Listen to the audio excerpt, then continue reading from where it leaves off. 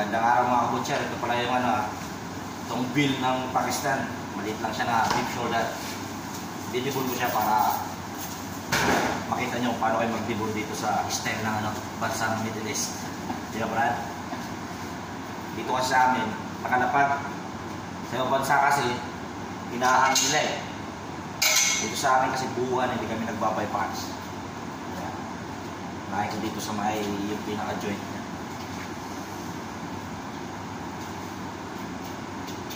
Yung mga deboning talaga para ng chili, matatalin ito kasi mga ano lang ito, kitchen knife lang ito pare.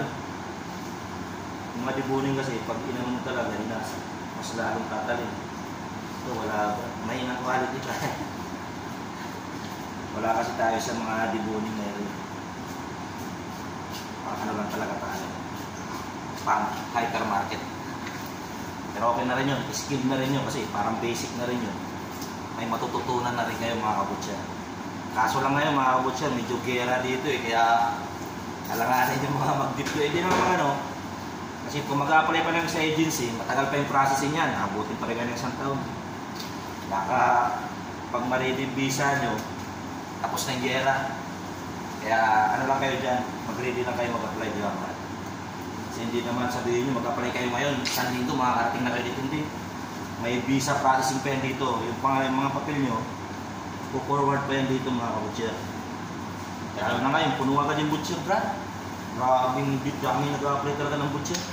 Hindi man talaga yung butcher. Yung iba nga nag-aaral na sa akin, yung fishmonger. May sasabi kasi yung butcher. Oo. Puno, at saka kunti lang yung, kunti lang yung sa baka, itong mahirap tanggalin muna ito pag hindi ka kabisado.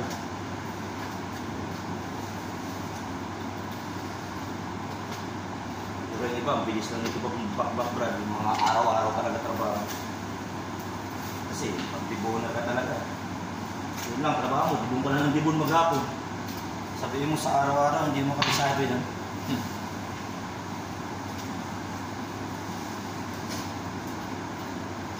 Sa makiki? Aywa, kautisan. Lama piya? Aywa, sukran. Yan. Ito lang ang pinakamahirap sa umpisa. Sunod na natin itong buto. Sa gitna yung bone marrow niya.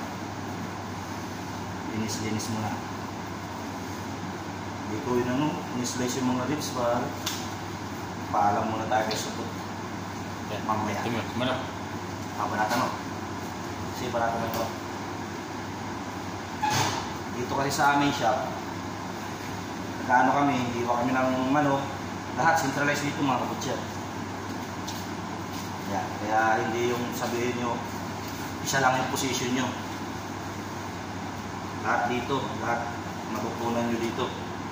Baka, tupa, kambing, manok, marination. Kailangan matutunan nyo.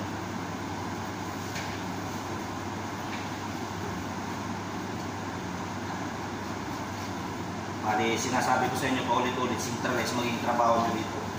Kaya magandang experience na rin yun.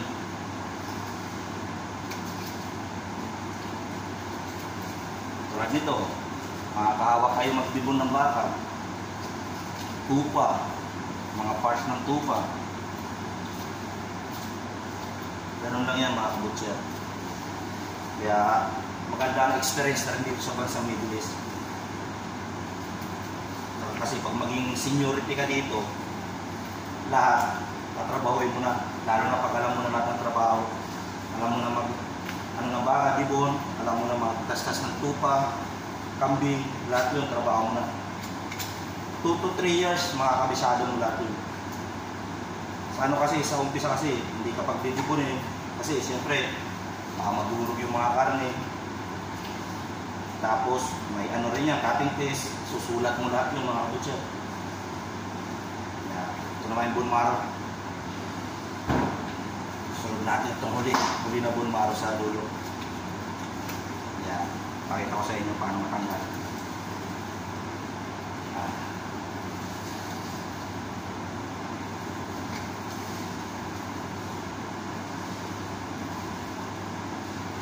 Yan. Ingat lang tayo sa pag-ahawak ng kutsilyo, baka madugyas.